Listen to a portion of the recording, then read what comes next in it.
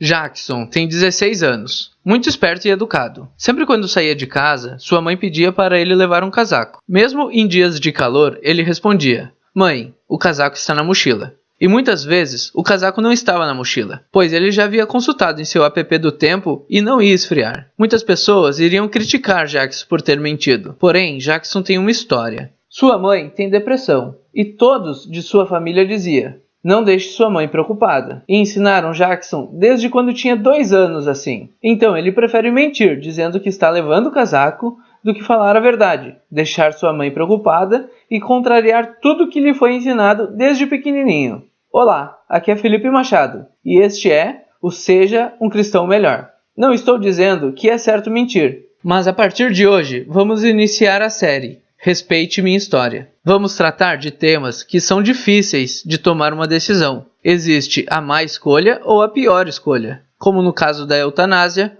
homossexualidade, divórcio, pena de morte, suicídio e alguns outros, onde vamos ter opiniões diferentes, histórias diferentes, verdades diferentes, e vamos combater nosso próprio julgamento e a humildade de ouvir outras opiniões, e também ter uma visão bíblica desses assuntos. E para iniciar, vamos falar sobre aborto. Aborto é a interrupção precoce da gravidez, espontânea ou provocada. Aproximadamente 66% dos países têm leis que liberam o aborto induzido, sendo a Romênia líder nessa prática. No Brasil, o aborto é liberado pela justiça em 3 casos. Roberto e Joana têm 5 anos de casado e sempre sonhavam em ter filhos. Certo dia, Joana engravidou e descobriu que sua gravidez era de risco. Seu filho tinha má formação e o crescimento do bebê poderia ocasionar sua própria morte. Então, ela tem uma decisão dura a ser tomada: continuar com a gravidez ou abortar, conforme a lei libera no Brasil. Essa história pode ter vários finais diferentes.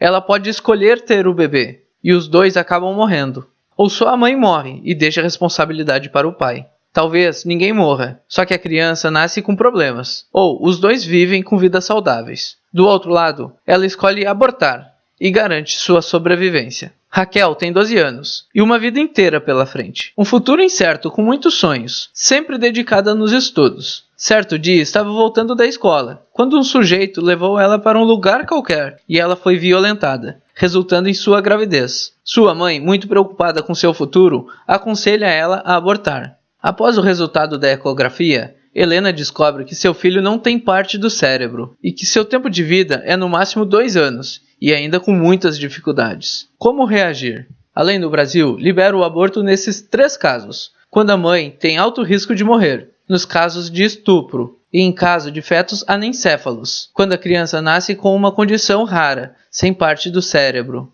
Os traumas psicológicos são presentes em todas as situações. A Bíblia nos dá um rumo para muitas situações, mas não é específica em certos assuntos. Ela não explica exatamente o que fazer nas situações que vimos. Ela sempre nos leva a decidir pela vida. Pois tu formaste os meus rins, cobriste-me do ventre da minha mãe, e eu te louvarei, porque de um modo tão admirável e maravilhoso fui formado. Maravilhosas são as tuas obras, e a minha alma o sabe muito bem. Deus fala que Ele nos criou e nos cuida desde o ventre da nossa mãe. Nada foge do controle do Senhor. Não importa a minha opinião ou a sua, enquanto estamos apenas debatendo esse assunto. Existem pessoas vivendo essas situações. A Bíblia também nos ensina a não julgar. E não importa se essas pessoas decidem pela má escolha ou pela pior escolha. Importa que a decisão de cada uma delas seja respeitada.